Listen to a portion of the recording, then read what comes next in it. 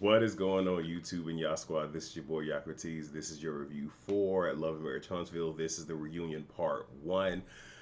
Now, everybody is saying this is the season five reunion. I look, it's season four because at one, and I'm giving you all three of the reunion parts, just separate videos. But in, I believe it was part two.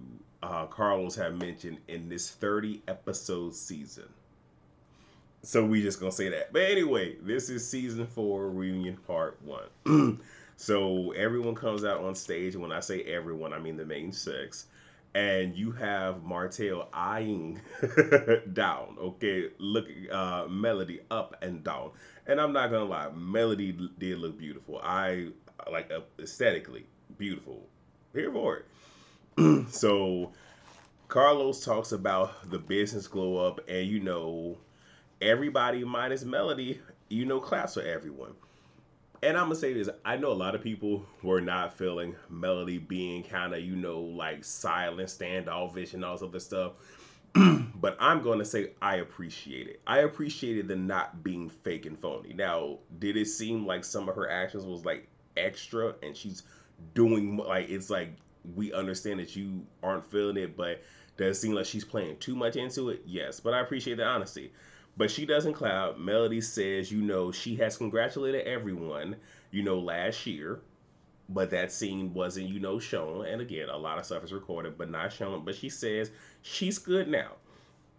Now, we have, now I'm going to say, I'm going to say this, but I want to preface it with this is a reunion. And people have to, chime in where they can to ensure they come back for the next season. Now, this is truly evident for the Housewife franchises, not necessarily for, like the Love and Marriages and whatnot, because I mean, it just is what it is. Like typically they're not going to like not bring somebody back unless they just really haven't had anything. But Maurice says he's happy for everybody and all this other stuff. And Mel is like, good for you. Make sure your actions show it. Maurice says it does. And, he says that he downloaded her song, to give his streams, even though it dissed his boy. And that I'm just like, look, I understand as men, there is, there's bro code, and for the women, there's girl code. And typically, especially when it comes to the men, we don't stray away from it. And you saw instances of this throughout the entire reunion of them choosing to not say certain things because it messes up bro code. I don't care about none of that. And if I'm cool with you and you're cheating, okay, I'm gonna let you know I'm not cool with you cheating. But if you sit here doing all this crazy stuff, I'm just gonna have to put distance between me and you. And for him to say to Melody, I streamed your song even though you was dissing my boy, but it's like, but you don't see what all he had put her through and is currently putting her through. Man, if you don't get the no, no, I'm gonna try to be as PG. Anyway, Melody says Maurice is giving MLK speeches. I holler because that, and he's like his brother, where they try to give these, monologues and soliloquies and all this other stuff. And it's like, y'all, like, because with Marceau, he wants to appear to be smarter than what he is. With Maurice, he wants to appear to be holier than thou, like to present this type of presence about himself. Y'all like that note? Yeah, did that. So then Kimmy wants to know what has Maurice action showed her. Like what was the issue? And Mel says he did an interview where he was downplaying, her and Kimmy's relationship. And Kimmy defends her husband, but she was just like, well, you have pretty much said that you're not really close to a lot of people on this show. In essence, this is a job. I'm here to do a job. So he, in essence, said the same exact thing. Might have used two, like y'all used different sets of words, but both of y'all were pretty much saying the same thing. And had even said you had made mention of my husband being the least relevant person on the cast. Like, I mean, I could have, used that to come at you, but it ain't that serious. Whatever. And then Kimmy is as does she consider Mel to be a friend? She says yes. So now the Scott Manor update and it being compared to Chateau Charest. So then we talk about Skull and buyout and whatnot, and Martell is asked, does he feel bad about being bought out? And you have Tisha saying, well, he should. And I didn't like it. It really came off as being very tasteless. Where okay, you bought him out, you were able to make it do what it do, but it's like you're being nasty for no reason right now. Again, I'm here. I'm not look. I'm not saying I don't live for the shady and the petty. I'm just saying I felt that it was unnecessary. But clearly you just came for him by saying, well, you should be because we bought you, I bought you out, and now it's making millions. It was in the red with you, was in the black with me, all of this other stuff that's gonna come back to get you. So now the Skull lawsuit comes up, and Marceau is upset about the conditions of the lawsuit because of the timing. Because I guess a deal and whatnot was happening and whatnot, and then COVID happened. And again, when COVID happened, a lot of stuff slowed down, shut down the whole nine. So this is where that's coming from. And he said that's the reason for the Africa trip. And you have Martell is like, oh, so that's why he went to Africa. So when no problems at home and da da da da. And Tisha visibly got upset. But here's the thing, Tisha, you started with him. I don't defend Martell a lot, but you started with him. So this is just regular get back, right? And Tisha is asked about her saying if Marceau cheating is you no, is asked about her saying that if Marceau is cheating, God will reveal it to him. She said there has been no evidence, but when Martell was cheating, there was evidence, there was this, there was that. And yes, we can call her delusional and everything else, and to a certain degree, I will agree with her. Until there is something concrete, I'm going to choose to go with my spouse. But at the same exact time, I'm gonna keep my good eye on you. I'm just saying.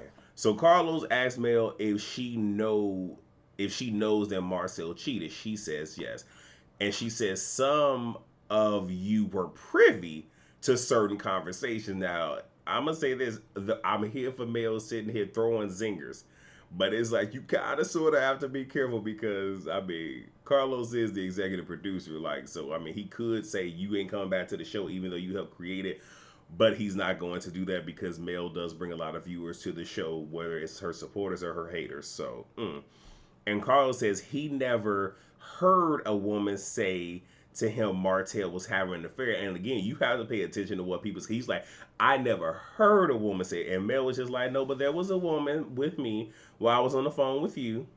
Implications. So Tisha inquires if this is the woman that Mel tried to pay to get on the show. Tisha says that the woman in question contacted her and apologized and said that Mel offered her money. And she says that she has call logs, text messages, and recordings to, confirm what it is that she's saying. And that just says that you have recordings of this woman saying that this is what Mel was trying to get her to do. Again, I'm not putting nothing past nobody because I'm just not. Now, Mel says that it was a girl's trip. The woman was going to tell Tisha that she didn't know that Marceau was married and that she was sorry. This woman said that she needed to be paid, and Mel told her that she had to talk to production. Now, Mel never once denied that she was bringing this woman on the show for this reason. She was just saying the woman wanted to sit here and talk to you.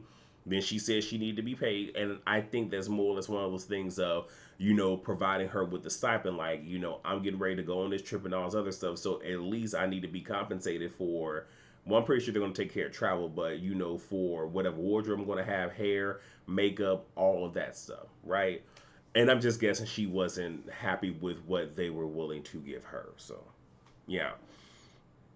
So Marceau wants to know, how did Mel know what the woman was going to ask her about? Marceau, come on, bro. I know you not that stupid. How did she know? Obviously because they talked.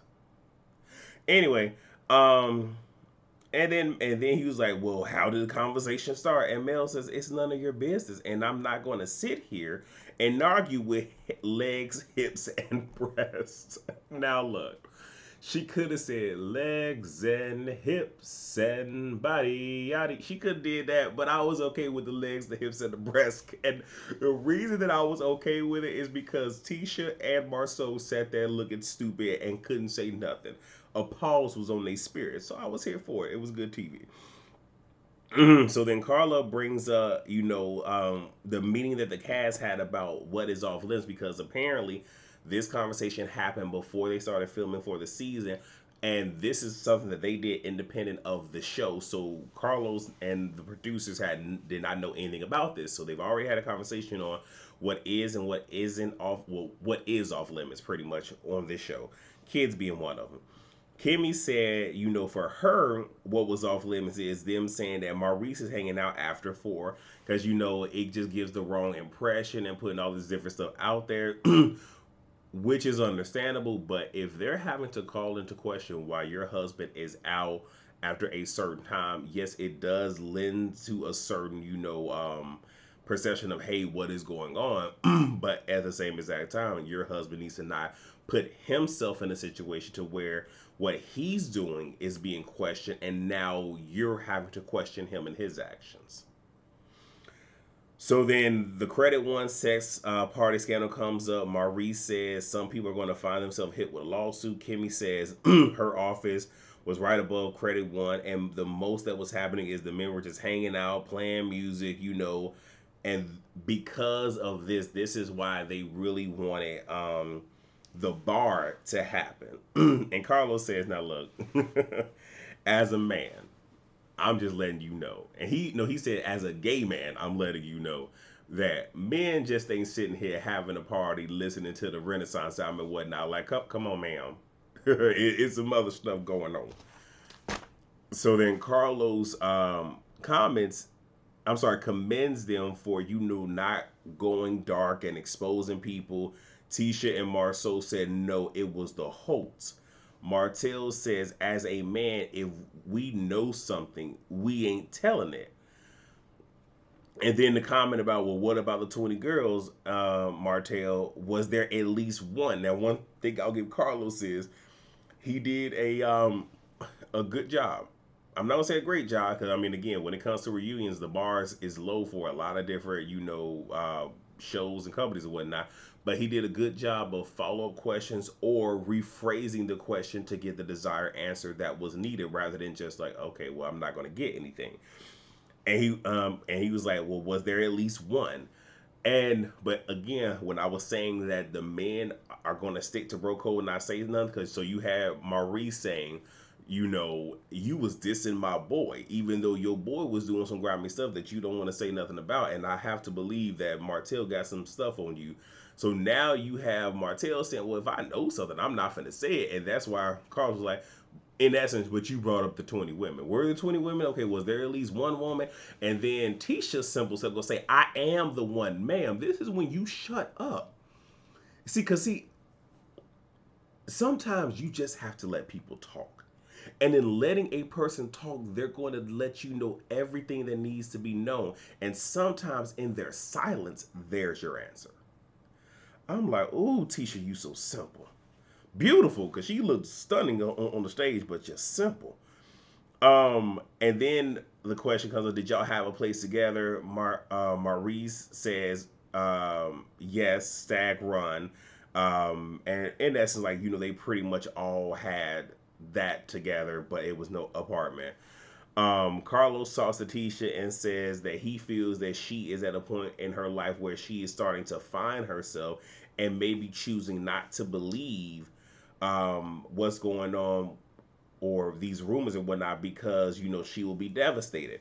And Tisha says if Marceau cheated and she found out, it's over because it is a non-negotiable. And this leads me to believe that if Marceau really is cheating, chances are he's probably doing it either A, with somebody that shares the same values as him, is where we cheating, we doing what we do, we ain't blurring the lines, like your position, I know mine. Or maybe he is just paying for the relationship to where he's paying for secrecy. Maybe there's NDAs and whatnot in place, whatever.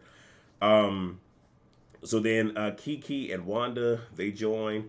Mel is asked, why did she invite Kiki knowing that's Letitia's cousin? And Mel was like, I met Kiki before Tisha. Kiki and I share similar experiences with Tisha, so I thought to bring her on. Now, again, I can appreciate Mel for being forthcoming by saying, In essence, I ain't messing with Tisha. Her cousin ain't messing with her. So yeah, I brought her on for her to sit here and pretty much back up that Tisha really ain't that great of a person.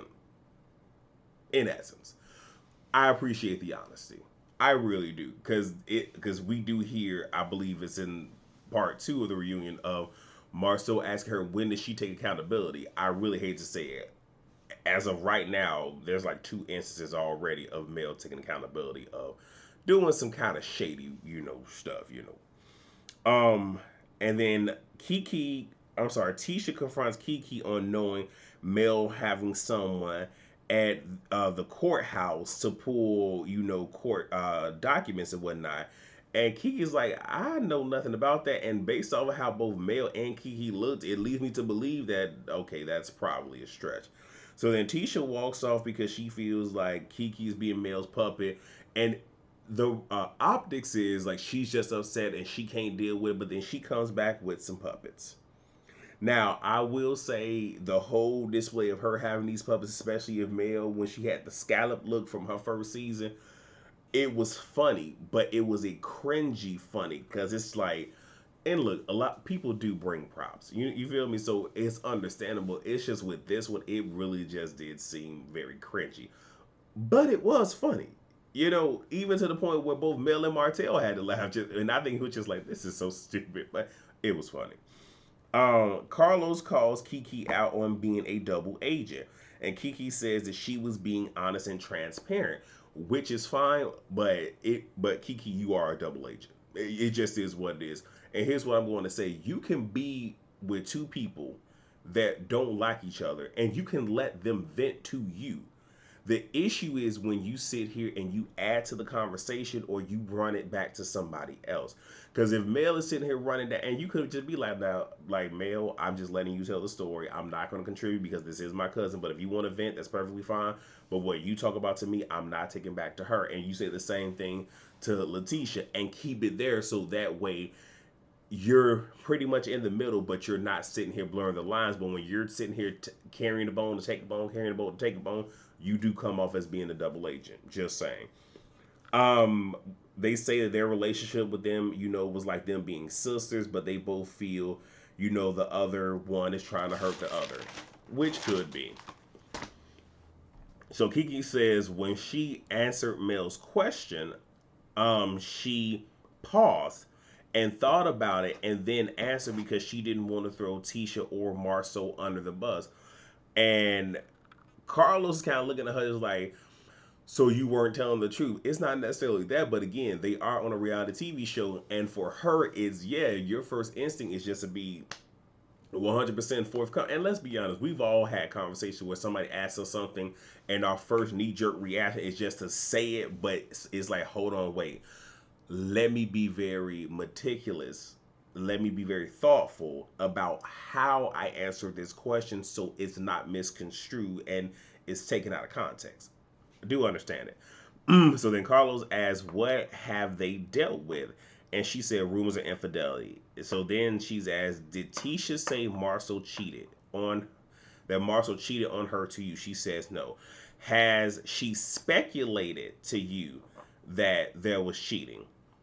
And she couldn't answer with just a yes or a no. And you recall, because she started like, well, I feel like, Carl, like, no, because that's not what I'm asking you. And I can appreciate this. Like, come on, let's keep it on task. But she says, I feel she had to confront things like that.